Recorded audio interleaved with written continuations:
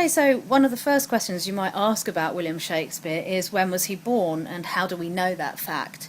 Well, we don't know precisely when he was born, unfortunately, because the document we're looking at here is not the record of Shakespeare's birth, but rather the record of Shakespeare's baptism.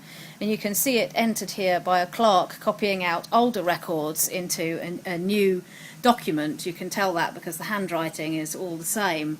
So you can tell all these entries were entered, in fact, at the same time from older records. But here we have the recording of Shakespeare's baptism on the 26th of April 1564.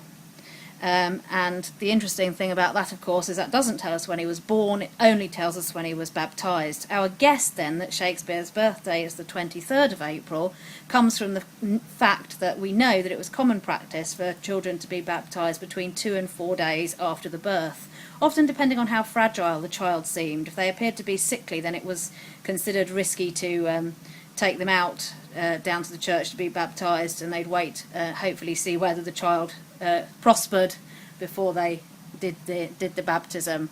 So there we have the record of Shakespeare's baptism, later marked by another someone else with the 3 X's. So that's all the evidence we have about his birth.